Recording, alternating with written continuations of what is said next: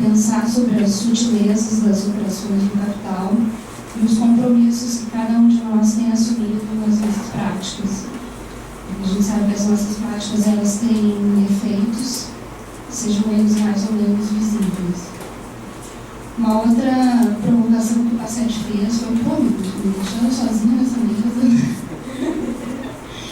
E não era a nossa intenção, porque a gente tem um grupo grande, mas também um encontro que eu tenho com alguns seminários que eu frequento, a gente ter assim, nomes muito importantes, com uma discussão consolidada, que nos provocam, que às vezes tem 20 minutos de fala, depois a gente tem um tempinho para debater, e aí fica com aquela vontade de ouvir mais, às vezes não consegue chegar numa certa consistência assim, da discussão.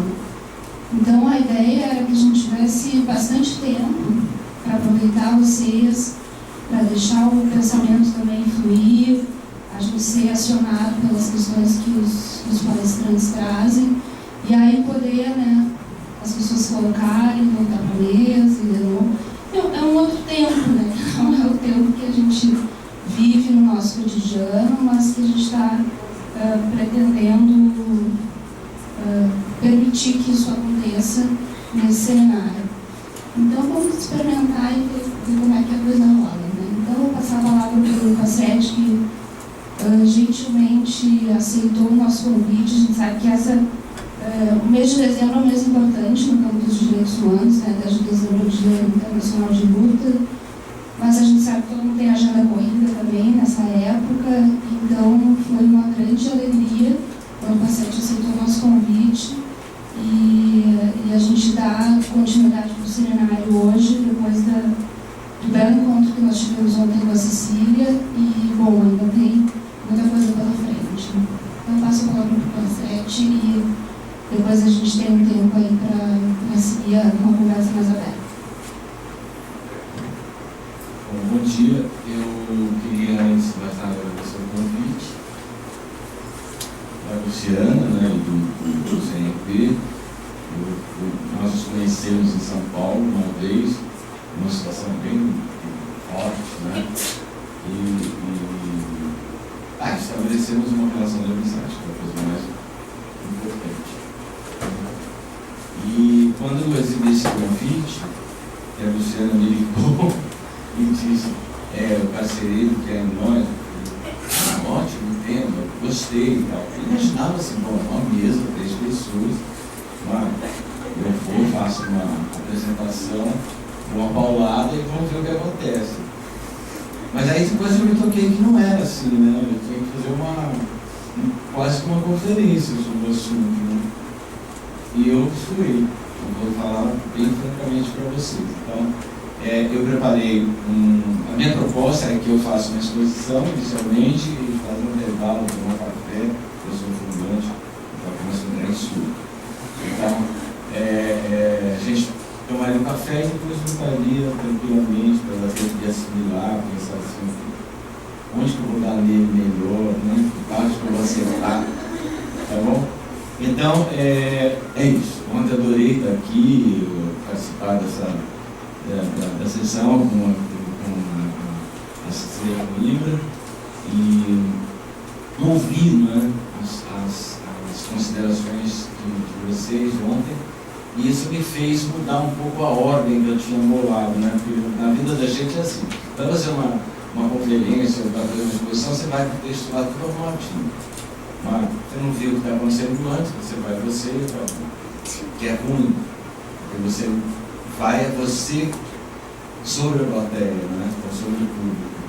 E quando você tem a oportunidade de acompanhar, você começa a perceber assim, por onde que eu não preciso, o que eu não preciso dizer, o que é que eu posso enfatizar, como é que eu devo deslocar algumas discussões para atender uma possibilidade de estabelecer uma conversação que seja densa.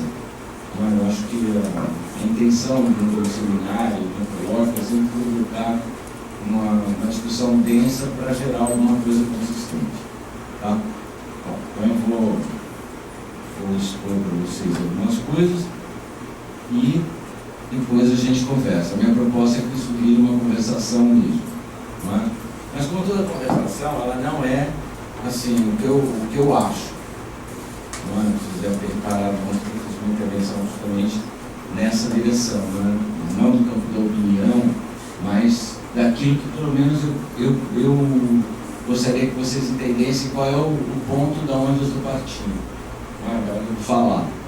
Eu vou falar justamente dessa atividade crítica do pensamento sobre o próprio pensamento, que é, em outras palavras, é uma perspectiva bastante diferenciada daquela que nos sustentam as teorias.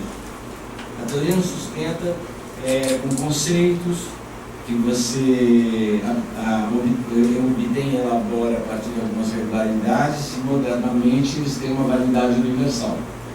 Não é? Eu estou justamente querendo partir para um campo menos teórico, mais analítico, voltado justamente para a produção de conceitos que levem a compreender um determinado acontecimento. Portanto, eles não têm validade universal. Ok?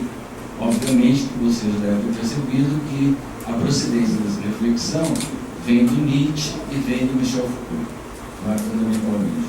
Produzir conceitos apenas para responder àquilo que está sendo problematizado. E quem problematiza não é o pensador, não é o analista, não é o teórico, mas quem problematiza alguma coisa são sempre as lutas sociais, as lutas, os homens e mulheres que estão em combate. O que supõe, inicialmente, que as relações de poder são sempre agônicas. Agônicas no sentido de agon, do grego, que é combate. Portanto, não há paz possível. Há sempre um combate. O Heráclito já dizia que a vida é um combate. Isso é bem pré-socrático. Mas o combate não necessariamente é sinônimo de guerra.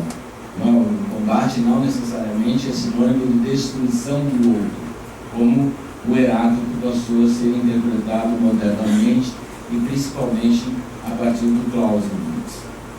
Então eu queria mostrar um pouco para vocês que o que se problematiza não é uma atitude epistemológica, digamos assim, mas a problematização ela é decorrente do que as forças em luta colocam num determinado momento da história. Ok? Então essa é a primeira coisa. Obviamente, para falar de cara sobre isso, eu ia deixar para o final, mas eu resolvi inverter tudo depois de longo. Nós estamos falando num campo da produção da verdade. E a produção da verdade, ela é uma coisa bastante, digamos assim, complexa. Porque tanto a produção da verdade quanto a produção do enunciado, ela decorre desses combates. Esse é o ponto de partida, digamos assim, que eu vou seguir. Então a produção da verdade, ela não está relacionada assim, como se constitui uma verdade verdadeira. A tradição filosófica, platônica, ela vem justamente contra aquilo que se chamou de pré-socráticos, apesar dos pré-socráticos historicamente não serem antes dos socráticos, mas muitos pré-socráticos são depois, mas é vamos dizer assim, é o cadinho que os filósofos encontraram para dizer o que é menos. O que não é a verdade verdadeira. A verdade verdadeira seria produzida por esse exercício do pensamento, sobre Platão, que nos leva à produção de conceitos que terão uma certa validade universal e que produzem uma verdade, segundo ele, desinteressada. Essa palavra já é assim, é uma palavra que pretende afirmar uma negativa. Ela não vai dizer, bom, a verdade é. Não, a verdade não é, A verdade, ela não é interessada, ela é desinteressada. Ou seja, aquilo que eu penso, ou que o filósofo pensa, ou o psicólogo, o cientista político, etc., pensa, está no plano superior. Não é? Ele consegue desvendar os mistérios, ele sabe o que se encontra por baixo, ele é o sujeito que é mais do que um detetive, um investigador, é aquele que é capaz de pegar uma essência, não é? Sistematizá-la, apresentá-la, e daí surge a noção de intelectual profeta, né, de indicar o que acontecerá no futuro. Não é? Os pré-socráticos tinham muito menos pretensões do que isso. Não é? E essa perspectiva que eu vou apresentar para vocês também não tem nem um pouco essa pretensão universal da verdade verdadeira. Para tratar como as coisas são produzidas, ou seja, sem me preocupar muito com o que está por baixo, o que está atrás, o que foi camuflado, etc., mas como é que a verdade vai sendo produzida nessa luta, porque ao ser produzida na luta, ela produz enunciados. Não é? E esses enunciados serão mais tarde capturados pelas teorias, não é? Para produzir justamente o seu grande campo explicativo da existência do homem ou da humanidade. Então, ok? Então, falar de produção da verdade é falar da produção do embate de forças sociais que pronunciam. E pronunciar não significa verbalizar, né? Pronunciar significa práticas. Então, nós estamos no campo das práticas, não no campo do pensamento sobre as práticas ou do pensamento sobre prática, mas no campo das práticas. São elas, então, portanto, que produzem essa possibilidade do pensamento atuar de maneira crítica contra o próprio pensamento. É por isso que ontem eu disse aqui que me interessa muito não mais o cânon kantiano, não é, que está fundado na ideia de quem somos, como somos, de onde viemos para onde iremos, não é?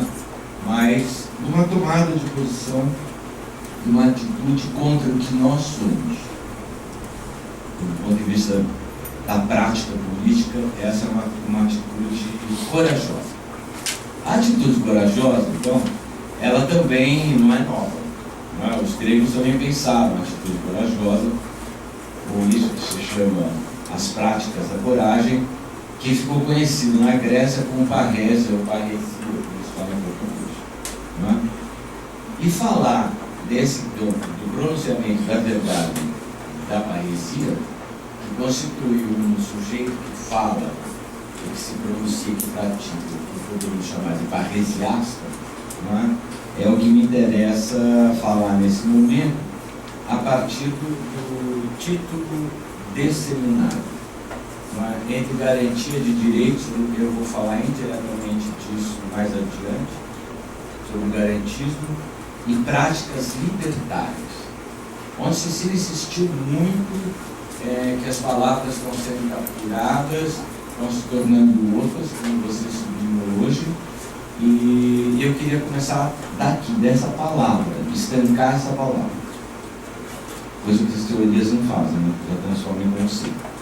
A analítica não, vai estancar a palavra, é quase um exercício filológico. Essa palavra libertária não existia até meados dos anos 50 do século XIX. Essa palavra, na realidade, ela só apareceu pronunciada na década de 90 do século XIX, quando surgiu um jornal na França chamado Le Libertaire. Le Libertaire foi um jornal criado por um homem e uma mulher. Ele chamava-se Sebastian Feu e ela chamava-se Louise Michel. São dois anarquistas que resolvem publicar esse jornal num momento em que os anarquistas são todos vistos na Europa como terroristas, ou como sinônimo de terrorismo.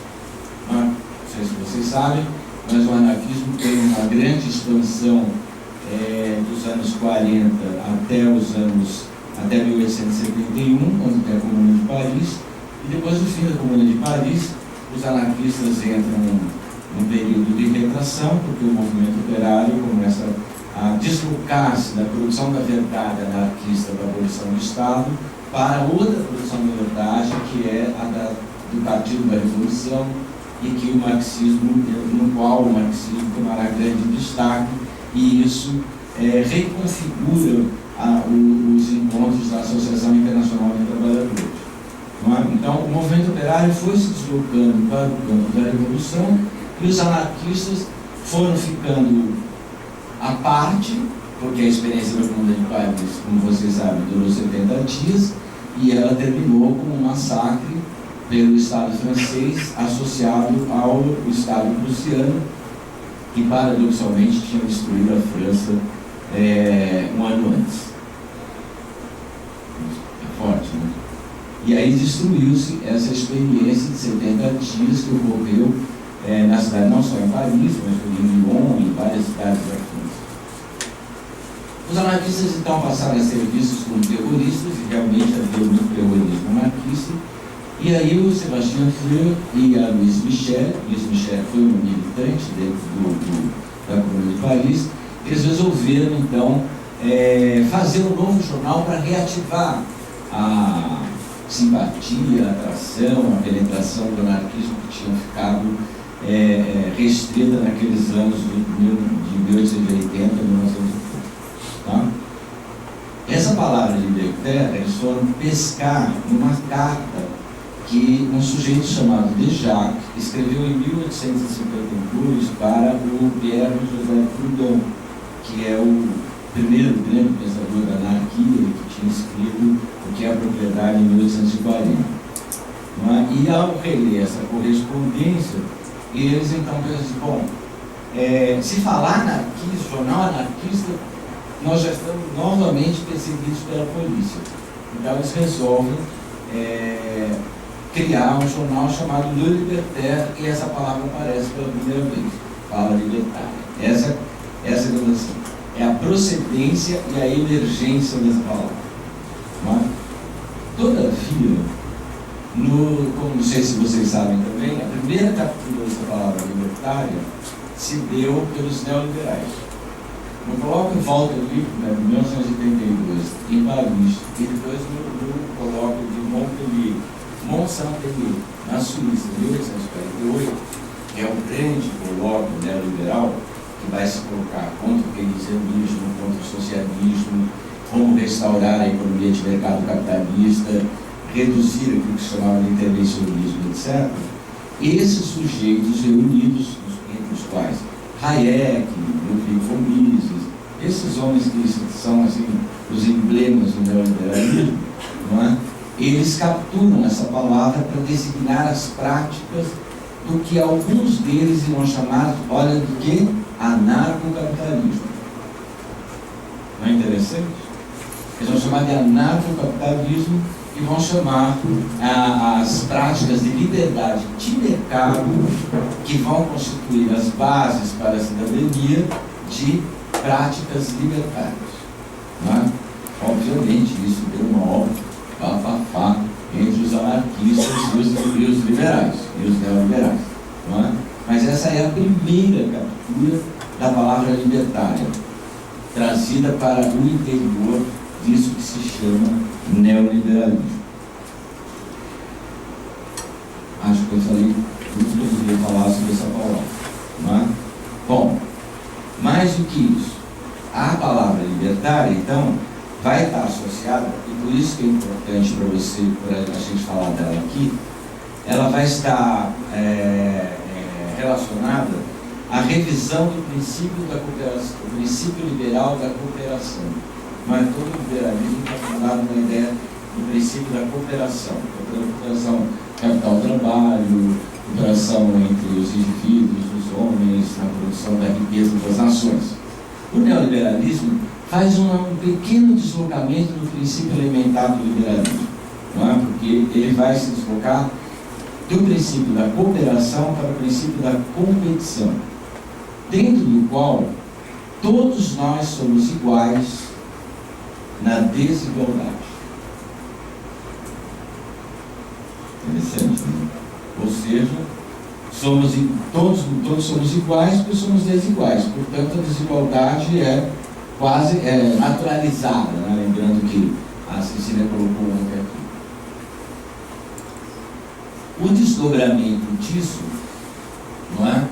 Vai repaginar a desigualdade, primeiro em pluralismo político, em democracia como regime do capitalismo e utopia da humanidade, e, na atualidade, a forma que isso assume é o do desenvolvimento sustentável, que eu vou comentar durante a minha exposição.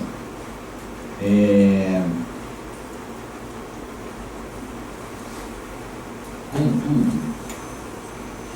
dá trabalho ler título de coisa, né? Não dá trabalho, né? Práticas de liberdade, porque fala práticas de liberdade, não damos nada. Essa palavra foi capturada, sequestrada pelo neoliberalismo.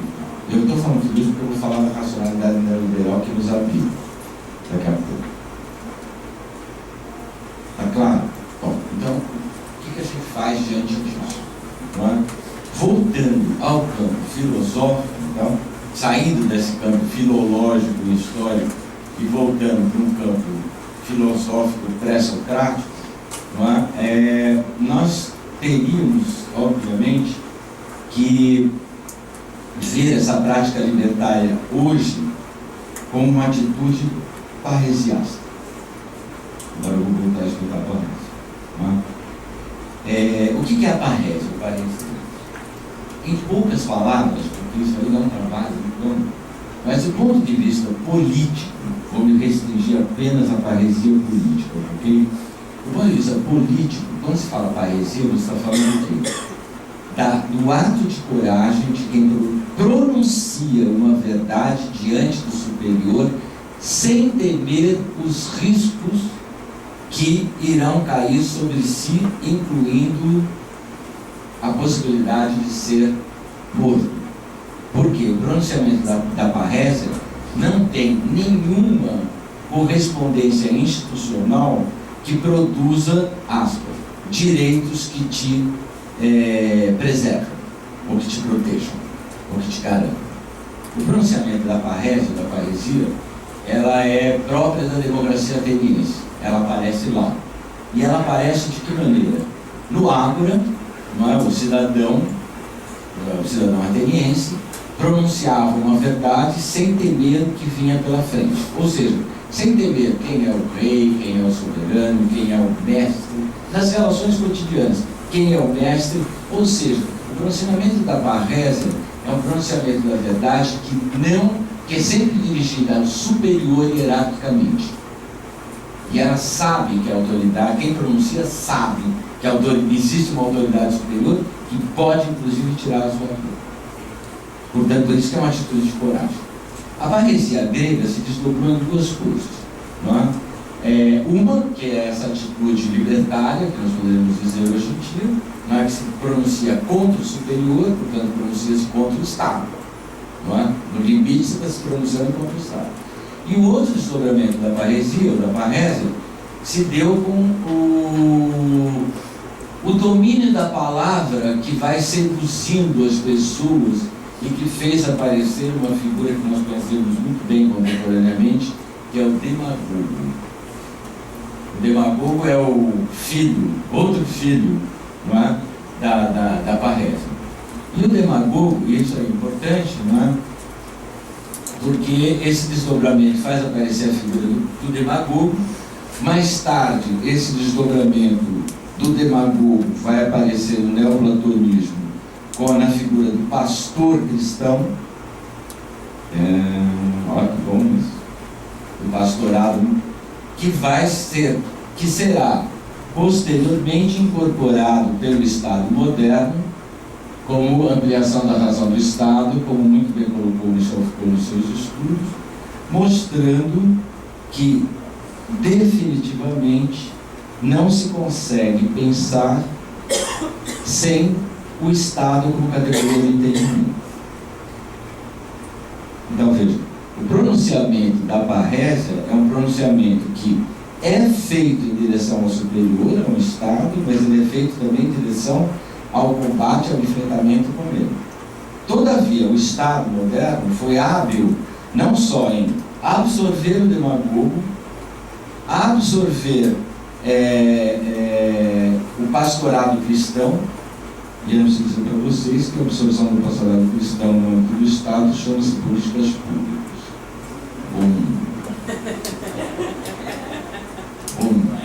Eu falei que eu ia falar da Barreja, né? É pronunciamento da verdade nessa dimensão, né?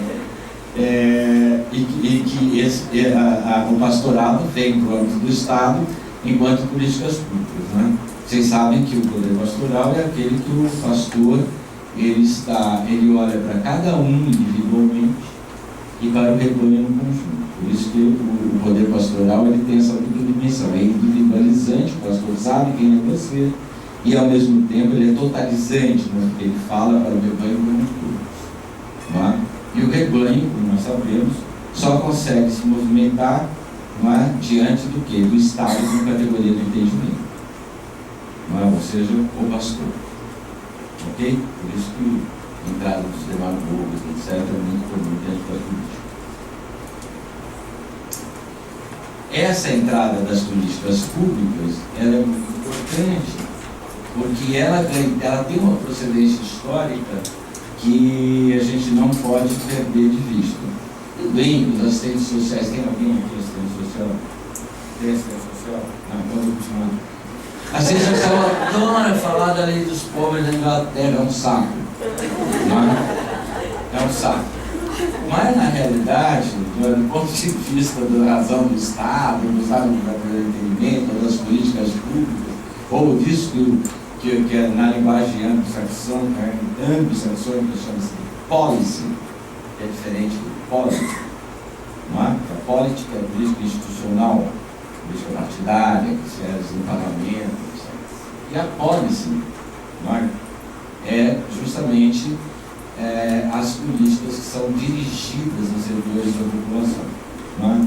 E que o Foucault deu uma outra caracterização para isso, chamando de biopolítica.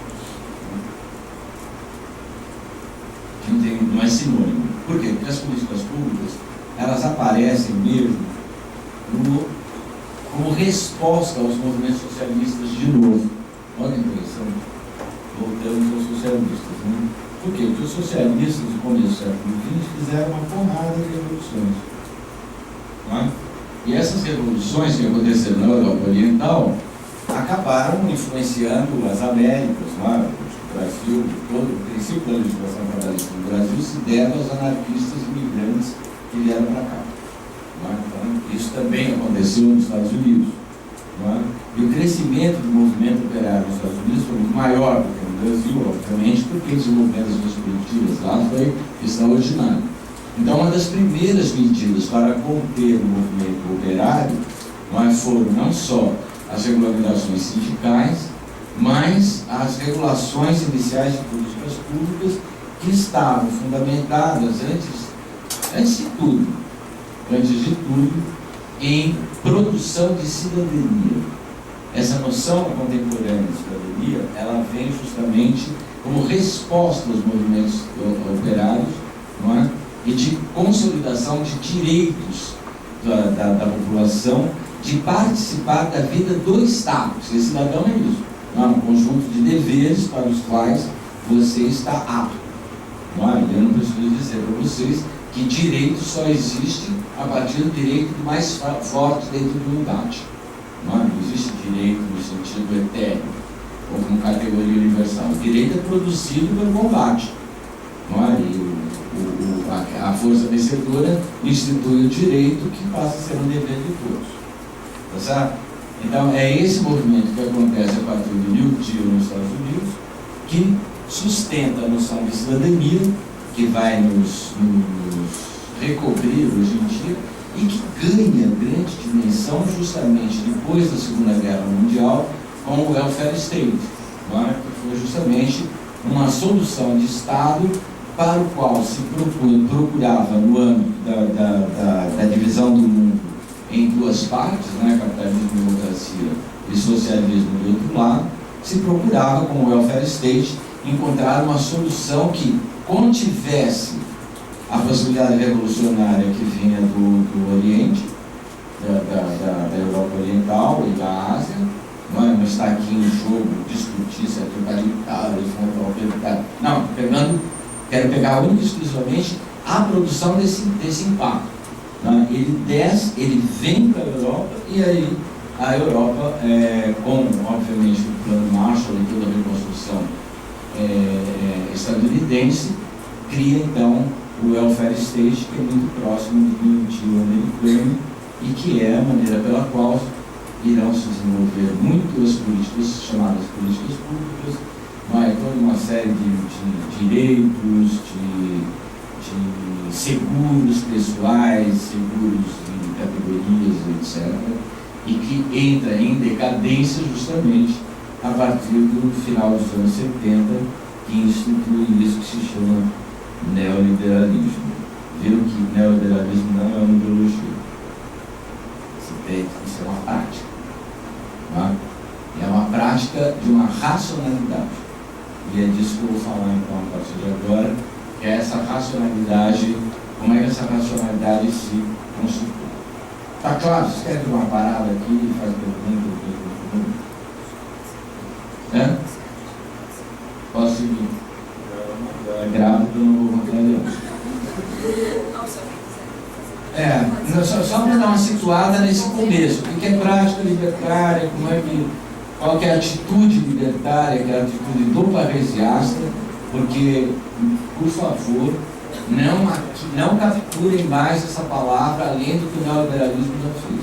E a tendência hoje em dia é, por exemplo, pequeno parênteses, recobrir essas práticas libertárias de uma outra maneira. E eu vou falar isso daqui a pouco, que são os movimentos de protesto, como Los Indignados, Occupy Wall Street e desdobramentos do movimento antiglobalização, que são todos produtos de práticas que não suportam mais a direção centralizada de um partido, mas trazem consigo contradições terríveis. Então, outra vez, a entrada via autonomia, via independente, via libertário de uma coisa de uma prática que, no fundo, é dirigida ao Estado como categoria de entendimento e não de confronto, no sentido de estabelecer práticas libertárias que ultrapassem a situação real que nós vivemos. Ok? Então, a emergência, a procedência dessa palavra é anarquista. Ok?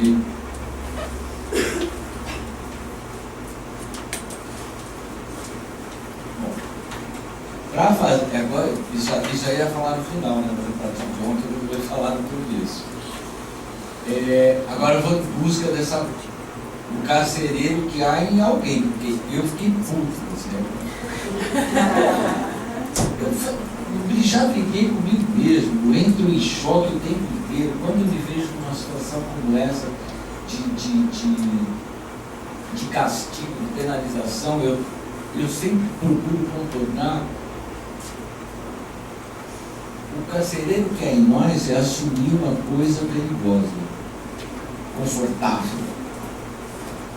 E é por isso que eu vou falar agora mais ainda no campo da parresa, tá certo? Enfrentar isso aí. O carcereiro que há, eu não sei, vou ficar aqui direitinho, não tem carcereiro, ele é gostosão? Não vou falar, né?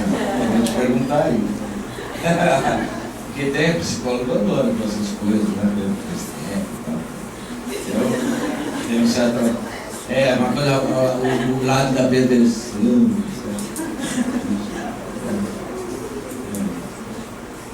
Bom, mas isso é uma outra história. Agora uma outra vez. Tipo Monteiro Lobato, assim, que é a filha da puta do marxismo, né? Bom, mas também querer tirar o Monteiro Lobato de circulação que essas pessoas loucas não querem fazer, também não dá, né? O politicamente correto. Na verdade, agora vai transformar o Monteiro Lobato em politicamente correto. Mas como é que a gente vai falar assim que pode tudo? Vai ser uma história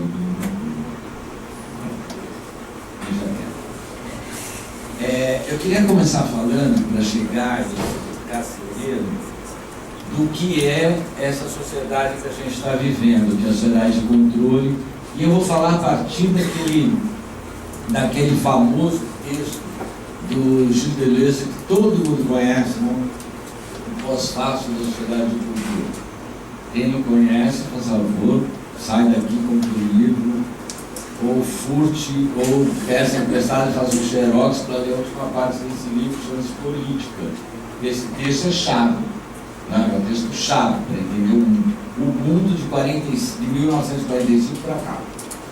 Então, isso é... Não deixe de ler isso, é para psicólogo, psicopata, todos. Tá bom? É um ótimo programa, é do Gilles Deleuze. Chama-se Pós-Fácil da Sociedade de Controle. Tá?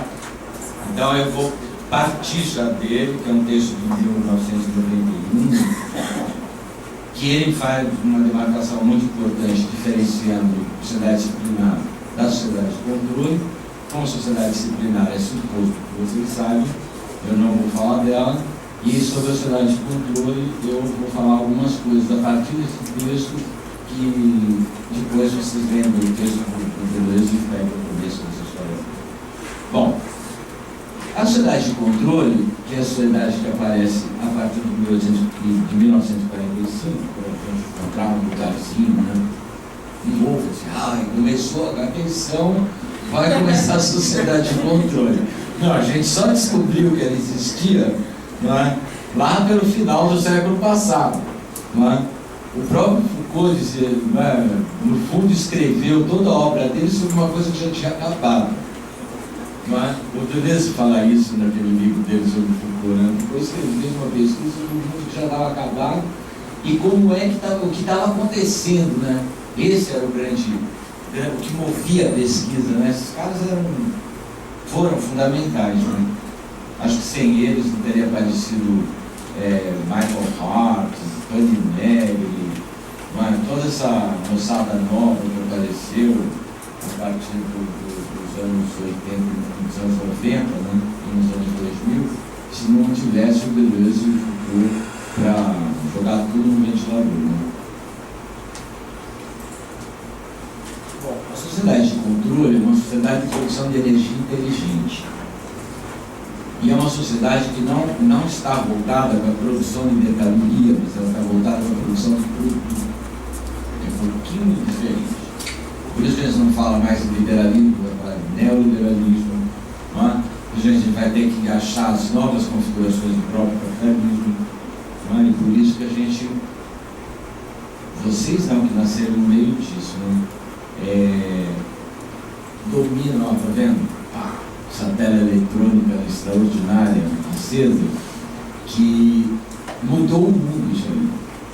Não é? É uma sociedade eletrônica, que é a sociedade de controle, uma sociedade da produção de produtos, uma sociedade de energia inteligente.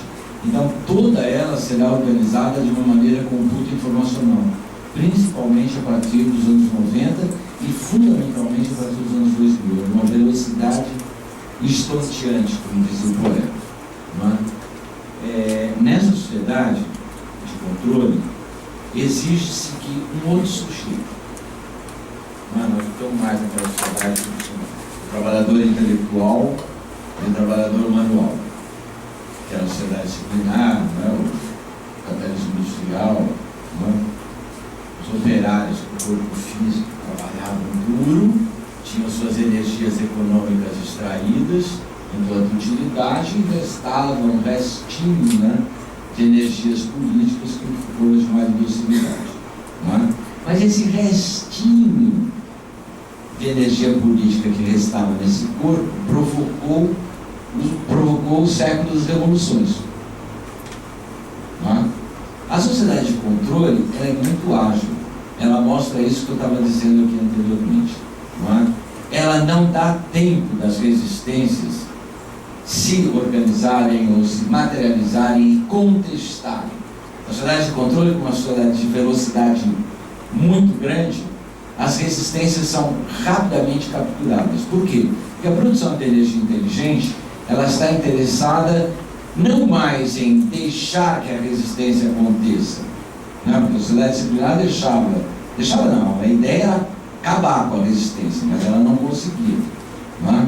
Por quê? Porque toda a nossa vida estava restrita aos ambientes disciplinares, fechados. Mas quando a gente saía, não é? Da escola, da prisão, do hospital, do hospício, da fábrica, a gente ia para a rua. Não é? E na rua, o que acontecia?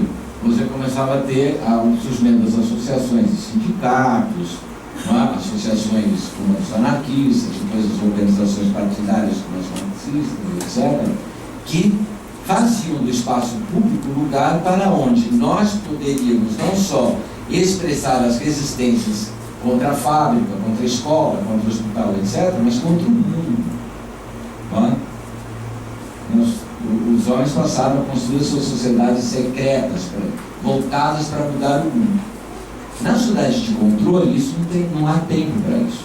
Como ela é uma energia inteligente, ela exige outras coisas, não quer a sua força física para extrair a sua utilidade, para que as suas forças políticas sejam reduzidas. Não é? Ela precisa da sua força inteligente. Então, ela precisa do quê? Ela precisa do mundo do trabalho intelectual.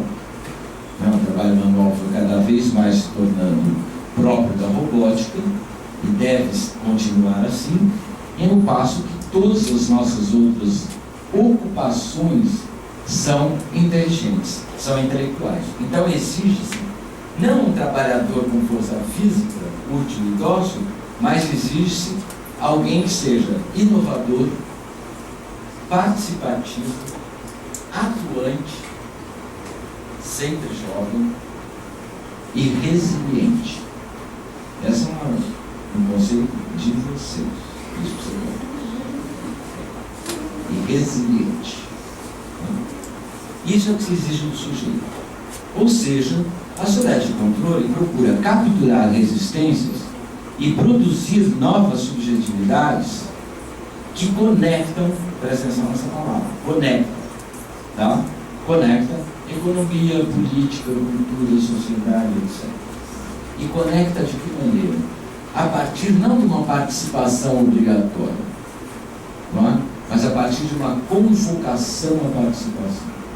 Ou seja, do exercício da cidadania que faz com que você participe diretamente na economia, na produção de produtos, na política, na cultura, e eu vou de uma maneira bastante esquemática e também mais como recurso didático, porque elas não estão separadas, né? Mas eu vou procurar dar uma configuraçãozinha de cada um. Tá? Do ponto de vista econômico, você tem uma organização informacional que é governada por meio de protocolos. Não sei se vocês que estão mexendo aí na e tal, sabe bem como é que é. Você aciona um programa, esse programa tem uma interface com outro, e você nunca sabe onde que está no começo, onde está o fim. Portanto, você está num fluxo. Por isso você está o tempo inteiro. Inicialmente você já está capturado na hora que você liga isso.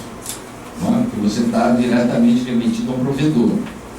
E ainda que digo que tudo isso é uma produção livre, horizontalizada e democrática, você não pode esquecer que você está diante de um provedor que é a autoridade superior.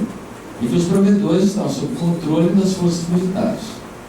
São elas que detêm o controle dos provedores.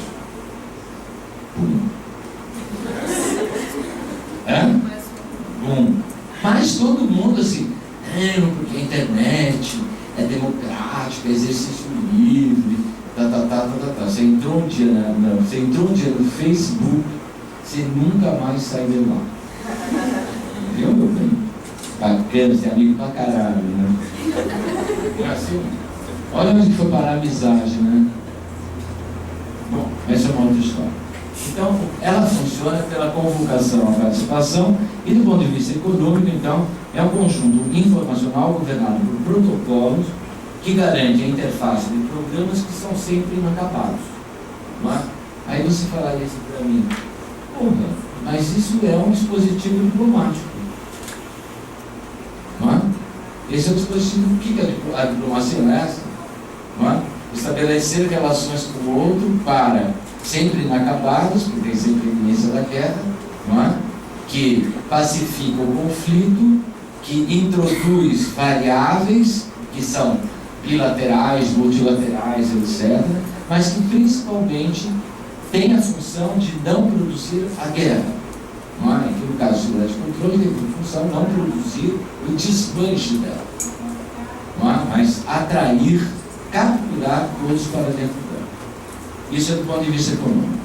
Do ponto de vista político, do ponto de vista econômico, claro, se você é inovador, participativo, como eu falei anteriormente, todas aquelas características, atuante, jovem, resiliente, você participa da produção da sua empresa.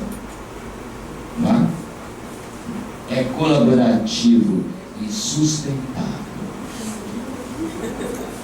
Ele vai preservar a natureza, não é? Vai corrigir todas aquelas coisas que a Revolução Industrial fez, que destruiu tudo como se fosse um problema seu.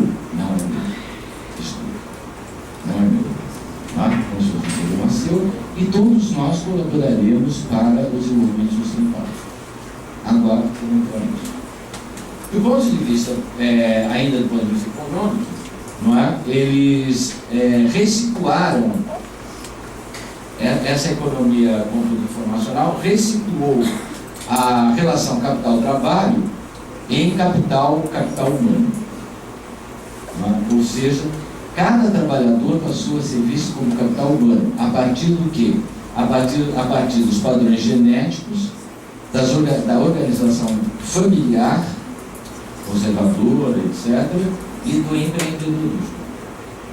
Eu não vou me detalhar aqui, isso é uma longa discussão sobre o que é capital humano, mas nós não somos mais vistos como trabalhadores, nós somos vistos como potenciais empreendedores de si. Por isso que a grande projeção disso no âmbito da sociedade chama-se empreendedorismo social, que funde empresários, institutos, fundações, ONGs, populações pobres, até prisão aqui no meio. Do ponto de vista político, então, eu diria para vocês que essa sociedade de controle se funda na noção de democracia, de cidadania e da representação política acoplada à participação política. Não é só uma democracia representativa, mas uma democracia representativa e participativa, ou seja, as pessoas, os grupos, os homens, as mulheres se organizam, se associam para participarem diretamente na gestão da política do Estado ou na produção de políticas públicas. Isso é fundamental. Você veja que o welfare state acabou, mas isso aqui continua sendo importantíssimo. Ter o quê? Essa continuidade das relações de participação dos indivíduos associados à organização. Ok? E do ponto de vista cultural, essa unidade de controle vai valorizar o local que eu trabalho, o local que eu vivo, o local que eu existo. E esse local será valorizado e saturado culturalmente. Pelo quê? Pelas práticas de denúncia, pelas práticas compartilhadas e, principalmente, pela prática cultural por meio da música e dos equipamentos sociais. E aqui eu acho que o hip hop e o rap têm uma função importantíssima como termômetro que anuncia como é que vão as relações dentro dessa localidade. E o resultado disso tudo, que é uma economia com público informacional, onde eu participo como trabalhador inovador da produção do produto, como capital humano, consequentemente, que eu participo do ponto de vista político como cidadão voltado para a criação de programas participativos de políticas públicas, e no âmbito cultural, eu participo a partir da maneira de gerir a minha própria localidade. E não esqueça que nessa jogada favela passou a chamar comunidade. Nós diríamos o quê? Que essa sociedade com o público informacional, ela procura produzir um sujeito que ama a sua localidade, ama o local onde ele trabalha e ele ama a política em funcionamento. Não é? Esse amor. Agora, recentemente, a produção mais densa da filosofia contemporânea é sobre o amor. O Luc Ferry mesmo acabou de, porque é um filósofo mais liberalzão para a direita, etc., acabou de lançar um livro chamado Filosofia do Amor, o maior sucesso na Europa. Já está publicado no livro dele. Não é mais aquele amor da humanidade do século XIX. Vamos ler o livro para vocês verem. Vale a pena ler. E ele escreve de um jeito assim para qualquer leitor de Paulo Coelho tirar de letra. Não precisa ser filósofo, dominar aquela série, aquela coisa chata. Não é? É rápido, instantâneo. Sociedade de controle é isso, é rápido, instantâneo, veloz. Você precisa ser objetivo no que você está falando. Claro, tá certo? É uma sociedade do amor. Ora, essa sociedade do amor, eu estava falando, do amor pela localidade, o amor pelo lugar de trabalho, o amor pela participação, é o amor também pela cidadania e, consequentemente, é amor por direitos. Eu não vou falar em direitos humanos, mas por direitos. Nunca se imaginou uma pletora de direitos como essa que nós vivemos. Tem direito para tudo. Não é? Tem direito a mulher deficiente, preta, lésbica de unha encravada. Tem. Uma encravada do pé direito, não é? No mentinho. É impressionante isso. Né? Isso a gente deve parar para pensar. Quando você tem uma coisa que... Esse é um programa, né? Esse é um programa que não acaba mais. Tudo quanto é direito que você pode imaginar é possível hoje em dia. Por quê? Porque todos esses direitos funcionam no âmbito da cidadania para a manutenção dessa categoria do entendimento chamada Estado. E manutenção da categoria do entendimento chamada Estado chama manutenção do capitalismo. Ou, mais do que manutenção do capitalismo, repaginando o capitalismo. E mais do que isso, o capitalismo acaba se transformando na própria utopia da humanidade, que vai aparecer com o desenvolvimento sustentável, as metas do milênio da ONU, que vão dizer que nós temos que pensar no futuro das novas gerações. Então nós temos que melhorar as condições de vida no planeta para chegarmos e garantirmos o futuro das novas gerações. Ou seja, entra nesse programa e não sai mais. Esse é o funcionamento de uma economia, de uma sociedade diplomática, de uma sociedade de controle em fluxos, uma sociedade de controle que articula a economia, a política, a cultura e o social por meio desses dispositivos diplomáticos. Tudo tem que ter uma solução consensual para o conflito.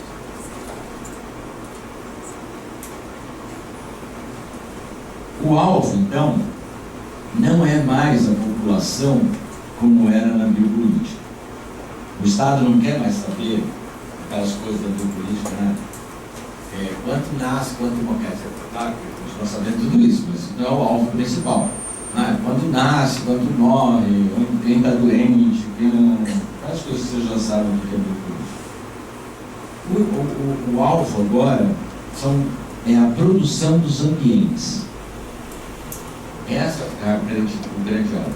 E nós somos chamados na pesquisa que a gente está desenvolvendo já há 3 anos em São Paulo de ecopolítica.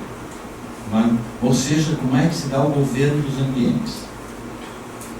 Até a casa, até as relações, até para trepar tem ambiente agora. Tudo tem ambiente, a palavra ambiente atravessa toda a nossa vida. O ambiente da penitenciária, o ambiente da convivência, o ambiente enquanto meio ambiente que precisa ser preservado, que precisa ser consertado, porque nós destruímos quase que o planeta, com o capitalismo industrial. Eu, meu avô, meu bisavô fizeram isso, coitado, não tinha nada a ver com a história, estavam só tomando na cabeça. Hoje em dia, eu não vou carregar isso, só, não vou carregar, tá certo? Não sou eu que esqueço a torneira aberta, que sou culpado pela bosta que está no planeta. Quando eu estou escovando o dente, eu não fecho a torneira. Tá certo? Vocês estão entendendo a piada, Então, o que acontece? Esse governo, o ambiente, esse governo do ambiente é o governo das nossas condutas. É a nova forma do pastorado. ou a nova forma da governamentalidade, como diz o Foucault, não é? Aonde vão aparecer a empresa econômica sustentável, a política cidadã e a cultura de paz. Todo mundo hippie burocrata, chama isso. Cultura de paz. Repaginado também isso. Aonde vejo que é impressionante, a produtividade é altíssima de cada um de nós. Se a gente fosse brincar com aquelas categorias da crítica da economia política do século XIX, a gente poderia até dizer que a gente voltou ao tempo da mais-valia absoluta, apesar que não é produção do mercado livre que a gente está. Mas nunca nós trabalhamos tanto.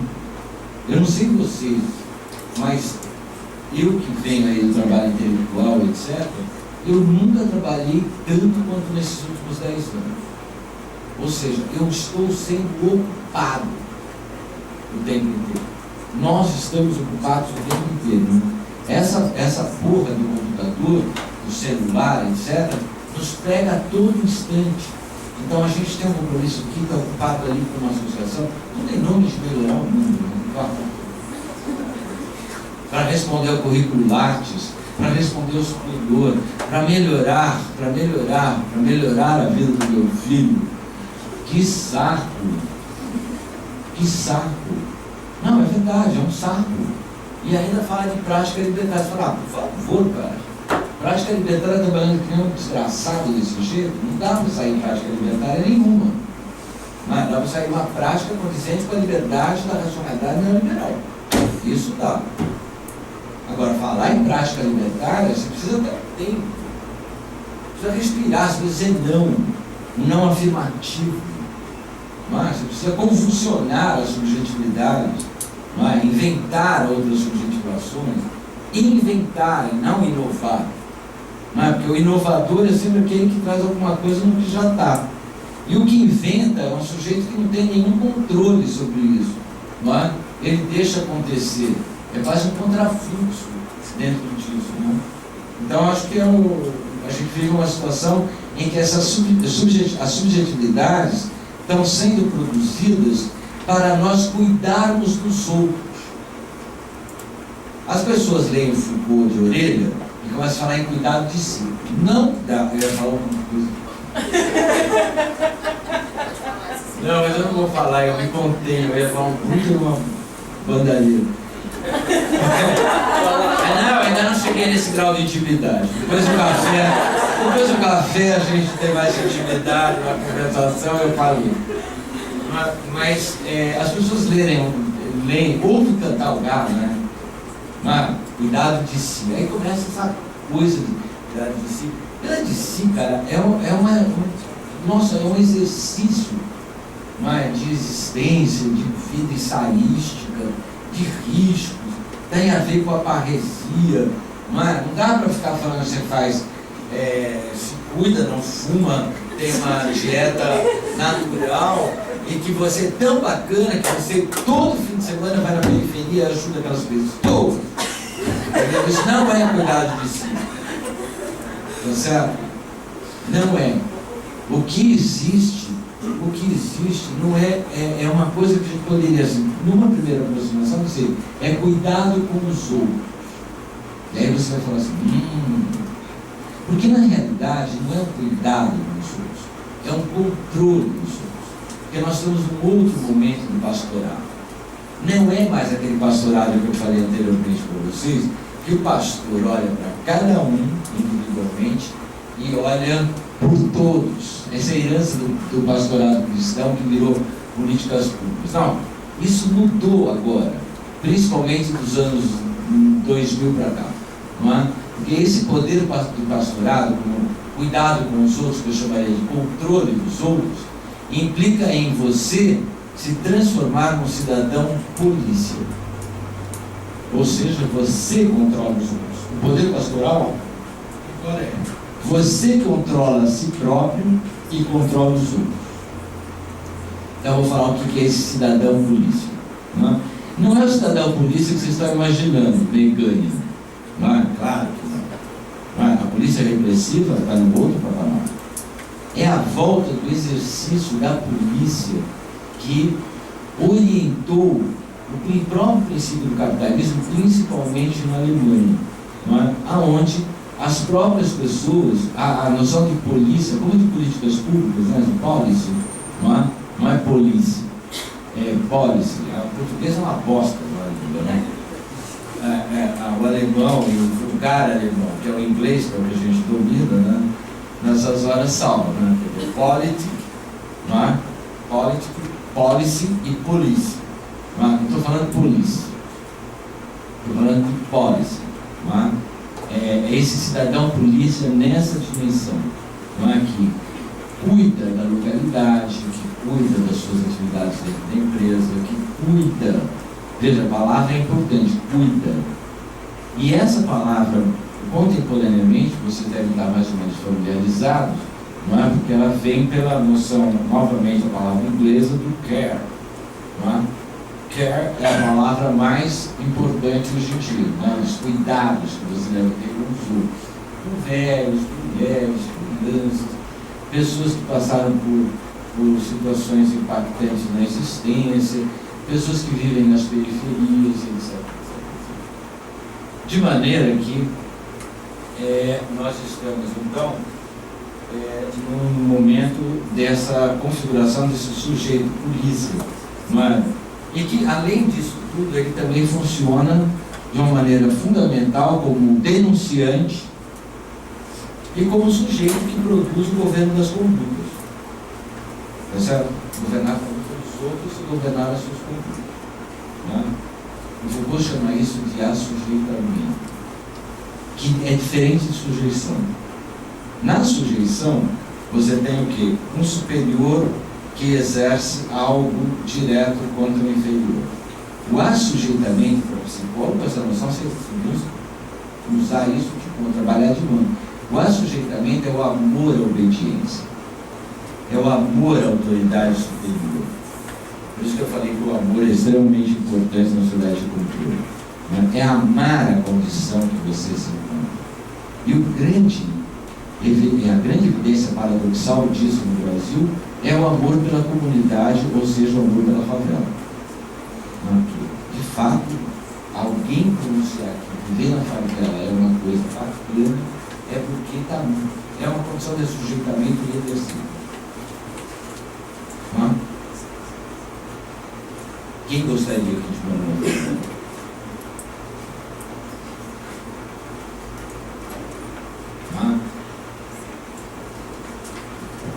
Quem gostaria daquela bolsa de alimentação? Não é? Quem come aqui? Não, as pessoas dizem, não, isso é muito bom. Como você? Como você? Aquilo. Como você? Ah, mas é melhor isso do que não ter nada. Boa, obrigado, é isso que eu queria. Está aí a evidência do que eu estou falando, a evidência empírica do que eu estou dizendo. Como melhorar? Não é? Como melhorar a vidinha medíocre dos outros? E você tira a sua existência a partir disso que você governa a miséria dos outros. Não é? É disso que... E isso chama-se, então, contemporaneamente na sociedade de controle, qualidade de vida. Não é isso? Chama-se qualidade de vida. Nós devemos estar todos interessados nisso. Não é? E a qualidade de vida é importante porque vai nos levar, então, à realização daquilo que a ONU conseguiu materializar em 2000, nas metas do milênio, que é a erradicação da pobreza. Diz que em 2000, não sei quanto, a pobreza acabará. Ou seja, que lá você está morto, eu estou morto. Né? É assim. Mas você vai ajudar a melhorar. Muito bacana, não é? Eu acho tão bonito. Não é? Só que acabou a sua vida, você não precisa fazer mais nada, você fica lá, né? Vamos colaborar para melhorar o mundo. Não é? Junto com a ONU, junto com essa, dentro dessa fusão de algo que nunca foi separado, não é? Que é Estado e sociedade civil. E Estado civil organizado. Quanto que eu falo? Faz tempo? Só o tempo. Mais 10. Tá, eu vou dar dar uma fechada. Depois do debate, a gente pode conversar sobre o que nós somos agora, que é o intelectual modulador. Não é? Porque a sociedade de controle não é uma sociedade de modelos, mas é uma sociedade da deformação, não é? Da metamorfose. Então, não é mais o modelo que está em jogo, mas são modulações. Como os problemas são inacabados, eles são sempre modulados. E aí depois a gente pode comentar sobre o que é esse intelectual modulador. Em breves palavras, o intelectual modulador, que é próprio da sociedade de controle, não é mais o intelectual profeta que vem da tradição platônica, ou o intelectual profeta crítico superior de inspiração marxista ou sartreana. Não é? O intelectual modulador, que somos nós, são aqueles que para existir precisam estar de alguma maneira vinculado a algum grupo de produção de direitos. Não é? Se você não estiver vinculado a um grupo, a um movimento, a uma organização não governamental, um instituto, etc., você não tem a menor importância. Eu vejo isso na universidade. Dos 10 últimos anos, você fizer um levantamento dos mestrados e doutorados que foram defendidos, 90 e tantos por cento são de jovens que trabalham diretamente na área de direitos. Falando da minha área, da ciência social. Ou estão ligados com organizações não governamentais, movimentos sem terra, movimentos sem teto, movimento de mulheres, movimento de gays, movimento de negros. Estão todos ligados nisso. Então a produção da verdade não dá tempo de ser uma interpelação crítica do pensamento. Porque o sujeito vai fazer o seu trabalho, a sua tese, o seu mestrado, a partir da ocupação que ele está exercendo. Não é?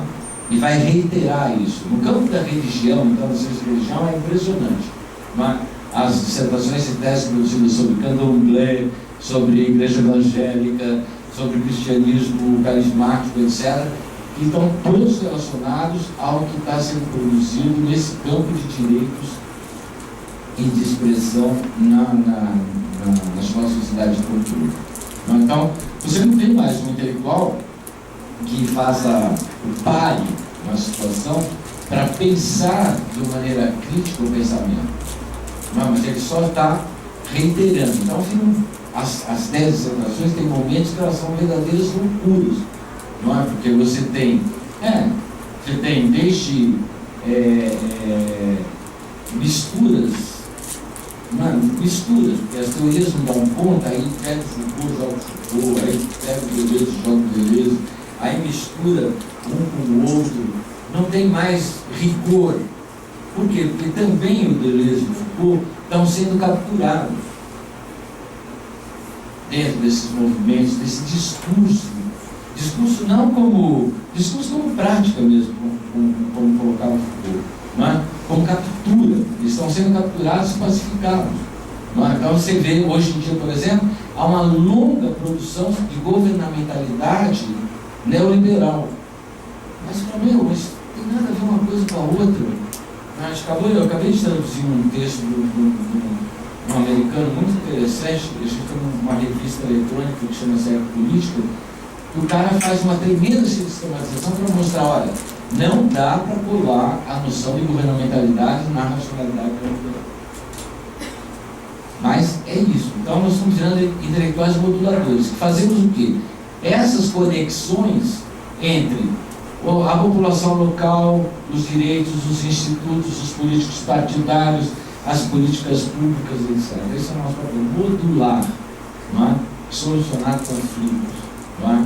E que nos leva a uma configuração, digamos assim, moderada da existência e resiliente. Volto a insistir.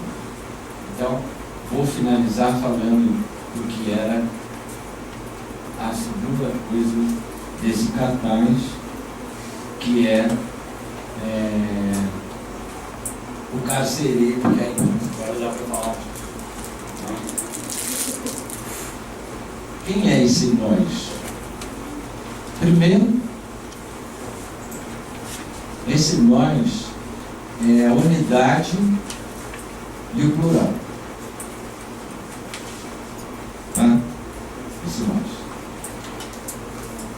O nós está atravessado pelo conformismo e não pela configuração de uma minoria potente. Uma minoria potente não pode configurar um carcereiro que além de si.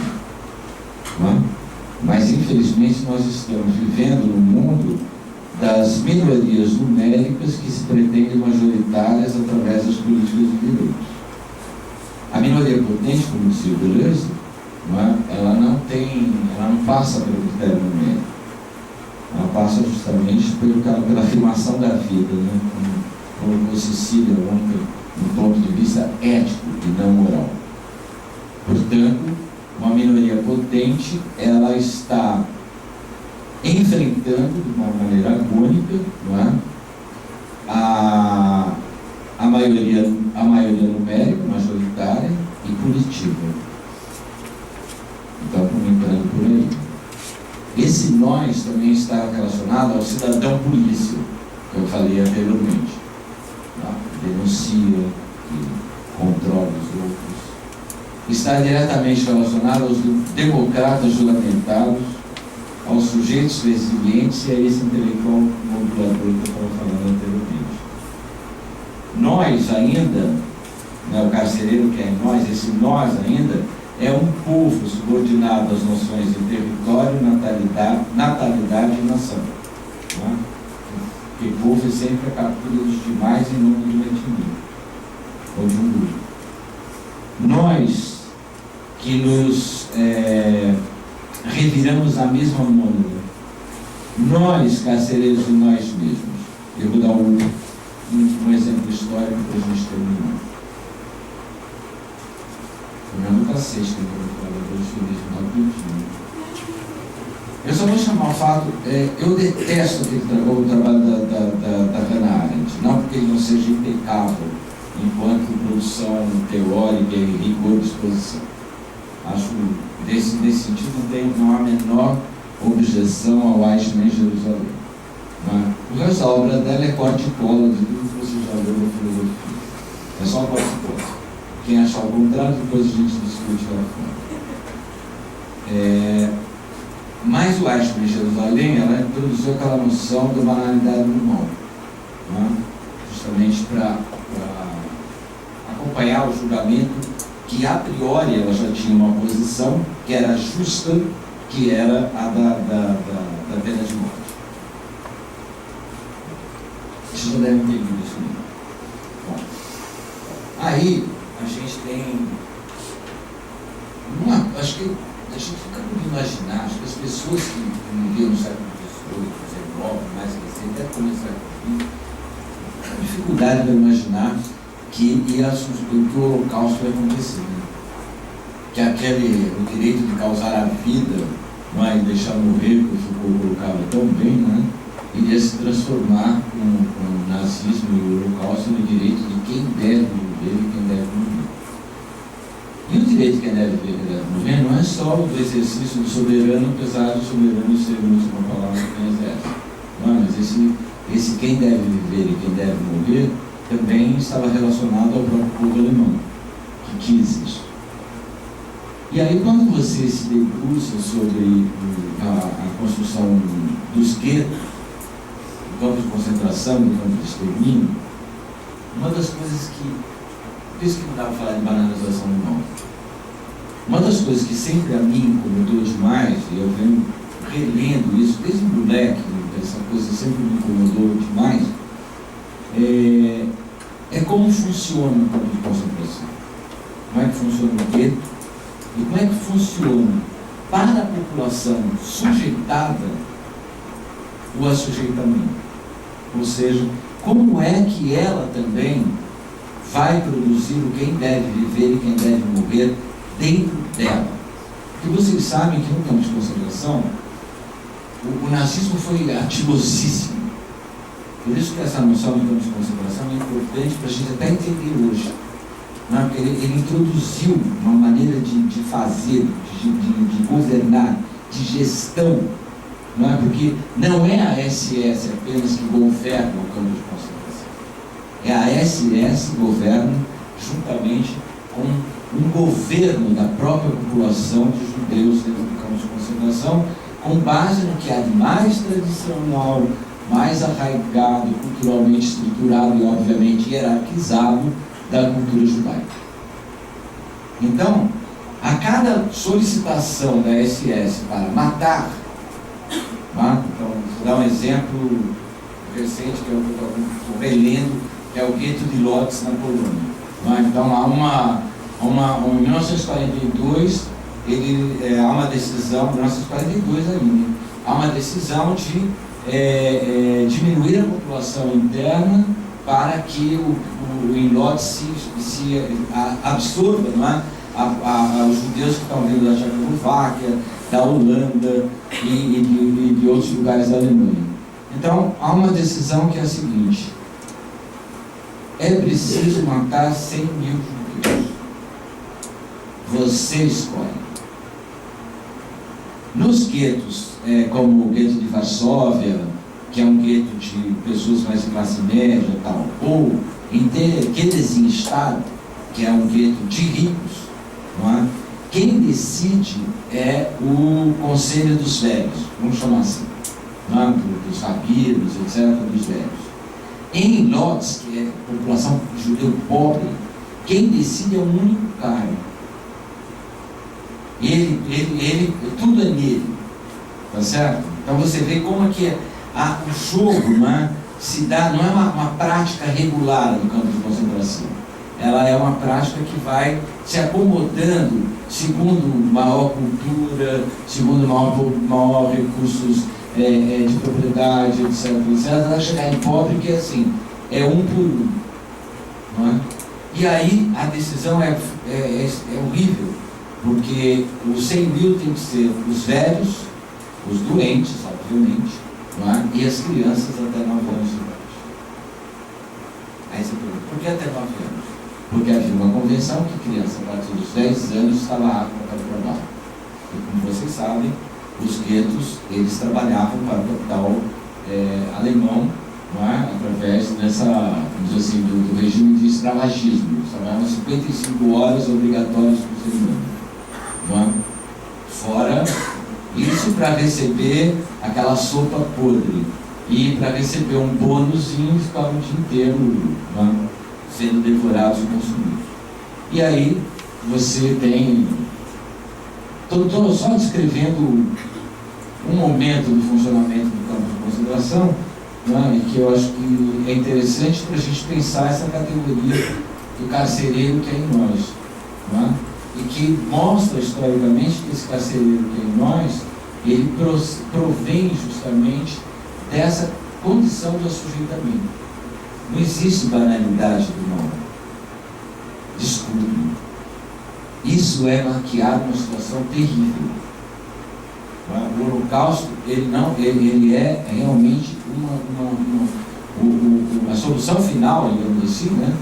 Ele é apenas o ponto, não é terminal, é o ponto inacabado da continuidade disso. Não, porque isso depois vai se desdobrar em Estado de Israel, isso vai se desdobrar em Israel e palestinos, e é isso que a gente vive até hoje. E a gente chegaria àquelas coisas assustadoras nos anos 70, que é os campos de concentração que os judeus criam de Sabra Chatil. Então, a categoria campo de concentração, na prática do campo de concentração, ela foi sendo dimensionada. Isso que se chama comunidade, que a gente conhece por favela, é um campo de concentração a céu aberto. Você governa aquilo lá é a própria população local, sob orientação das ONGs, dos institutos, das fundações, das UPPs, do governo do Estado, etc., etc., mas é a própria população que diz quem vai viver. Onde Cecília até lembrou aqui, né? As UPPs no Rio de Janeiro estão melhorando tanto, que não tem mais gatonete, não tem mais gatonete para você pagar a net. Então você tem o banco que entrou. A liderança faz você abrir a conta dentro do banco. O barraco passa a ser valorizado. E quem não conseguir se ocupar ali dentro Isso o que acontece? Você pacificou.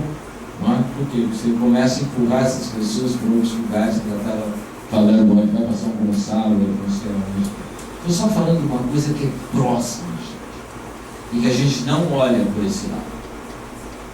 Por isso, quando eu comecei aqui, eu disse, bom, eu vou fazer uma leitura filológica da palavra libertários, não é? Da prática libertária como parresia, não é?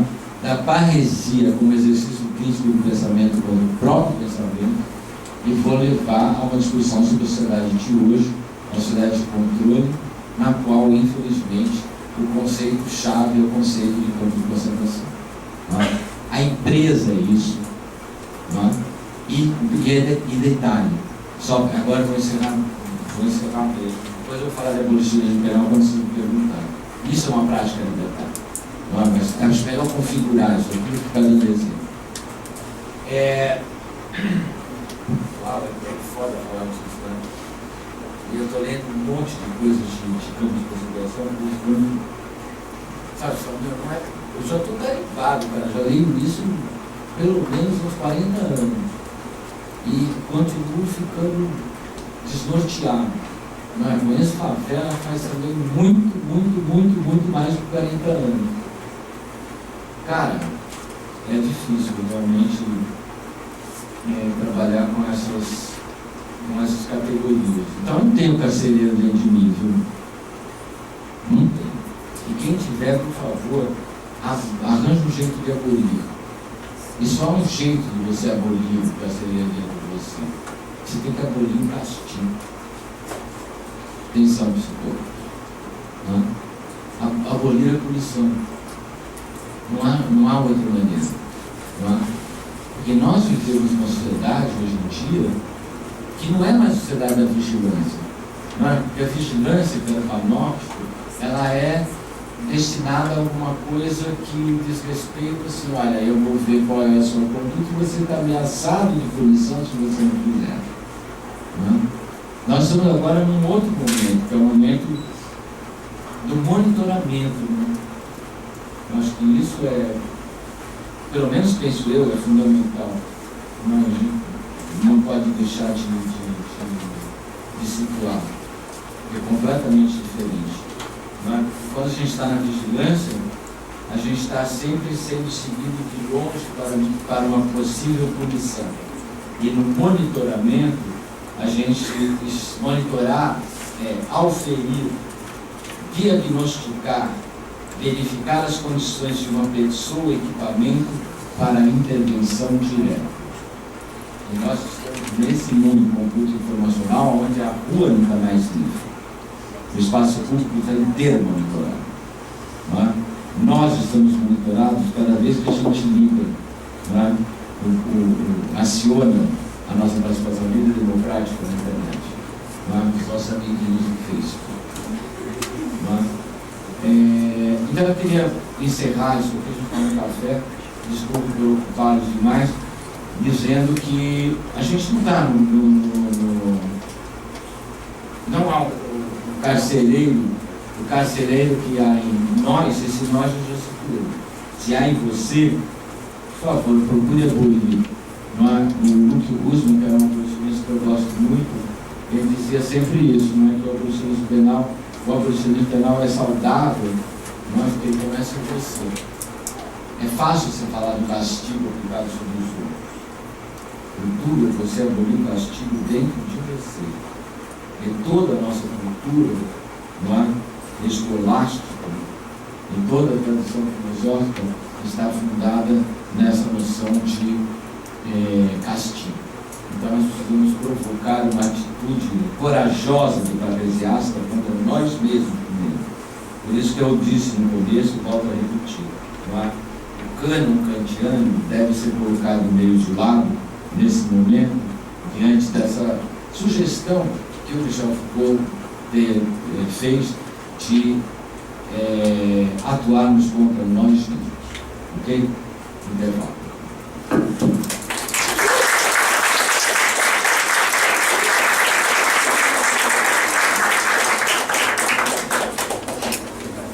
Podemos tomar café, nos fumar e 10 minutinhos e retornamos para aproveitar a apresentação.